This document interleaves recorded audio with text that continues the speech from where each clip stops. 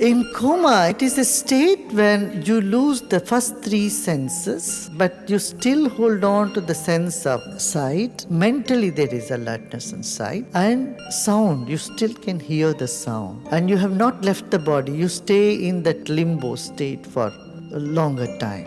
Sense of action is completely frozen. The body is frozen, but you can hear what people are saying.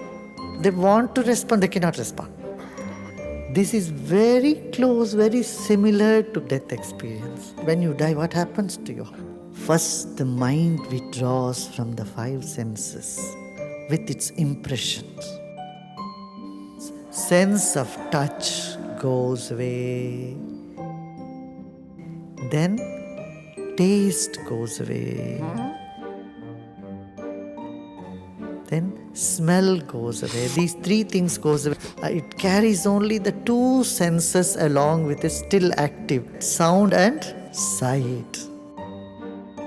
Like you are on the hot air balloon and you see everything happening down there. You can't do anything about the traffic that's happening there. You just see, oh, there is a traffic jam.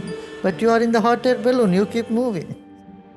So first 3 days is intense, and then after the 3 days or 3 nights, the soul, when it starts getting adjusted to the other realm, it keeps moving away from this. Once leave the body, then the time zone changes. 6 months is day and 6 months is night. 1 whole year is 1 day. Very few souls, they are so earthborn, they don't go for a long time. They stick on here. Very few. 0.1%, you can say. So the last rites in the Hindu tradition is something so fantastic. Because the person is still can hear, they tell him, you have lived a grand life. Your body is made up of 5 elements. Let the earth element go back to the earth, water element go back to water, fire will dissolve in fire, air goes into air element, and you are light and you merge in the universal light. That's where you have come from. You have no blemish, you have no sin, you have no impressions, you are just pure joy. You are love incarnate. Go back to your source. May you be free, may you be free, may you be free. Bless this whole creation. You are free. You need nothing now. Go. From there, bless everybody.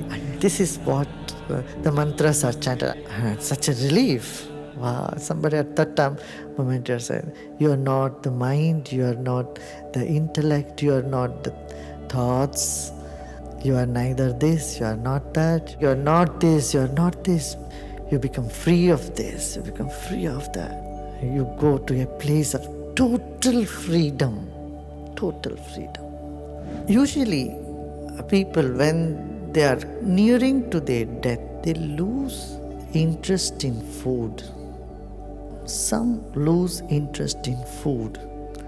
Some don't. Some crave more food towards the end of life. In that case, within those 10 days, it's good to feed some people the food they were very fond of. So when they smell those food and those things, their spirit becomes, okay, like I have had this food. Give them some sort of relief. Within the 10 days, that's done. Many times, seekers, when you meditate, you find, oh, nothing is happening to me. Meditation is not happening. You know why? Some of those merits are being passed down to your forefathers. It is something that you have to, there is no escape from it. When you meditate, a portion of your meditation, a portion of that merit, whenever you do anything good, you give charity, that good vibes are passed on. Those who gave you the body. Somebody gave you the body. And because of that only you are doing everything that you are doing. So, to that person, an amount of merit that what you do, gets automatically transferred, like inheritance. Like in this world, when somebody passes on, dies, then you inherit, no? Automatically all their loans or their earnings just falls on your head, right?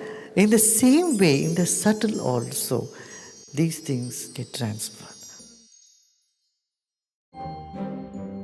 Just before going to bed, just have a thought, just think very strongly about something. In the dream also same thought will come up in it. And as soon as you wake up in the morning, that will be your first thought. Whatever is the strongest impression in the mind, that persists.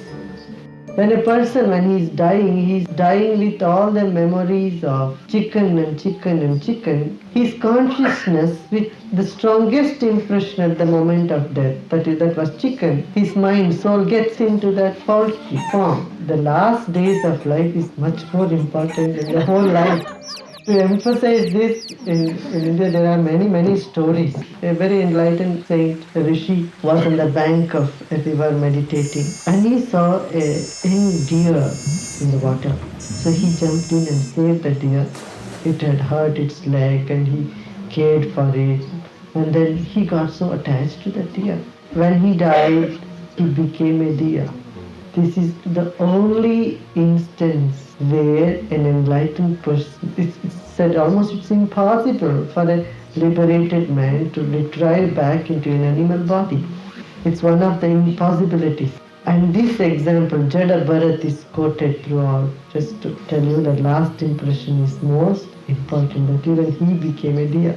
Your strongest cravings and your strongest fear and aversion determines your next life. Rats are born as cats. They are not born as dogs. Some animals are afraid of only some other animals. Whichever animal they are afraid of, that is the next body for them. Because the strongest fear is the last impression in the mind. And that gives rise to the next birth. More than father and mother, the grandparents are attached to the kids.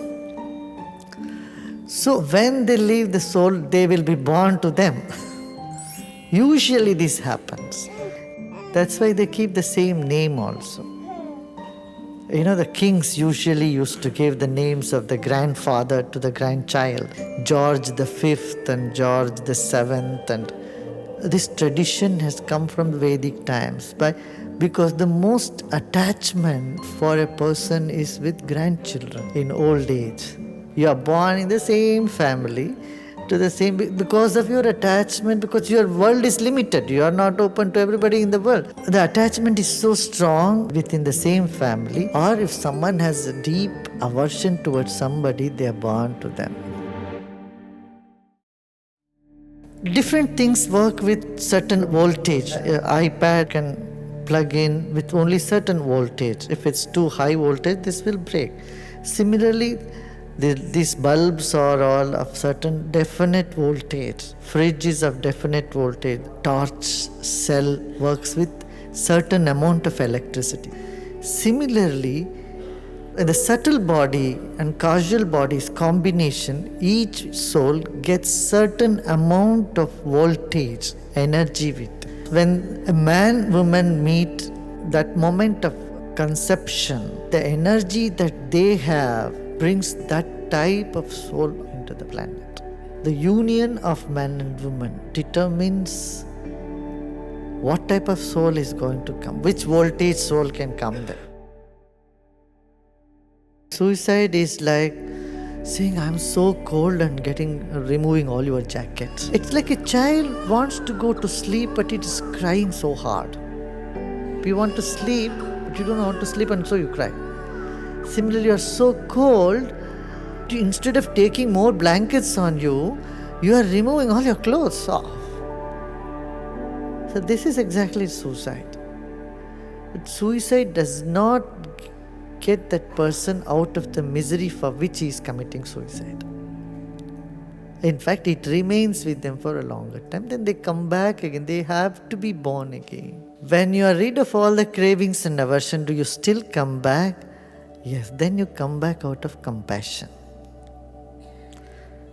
And even then you come back as a free person. And you want to do something, you do it in the world. And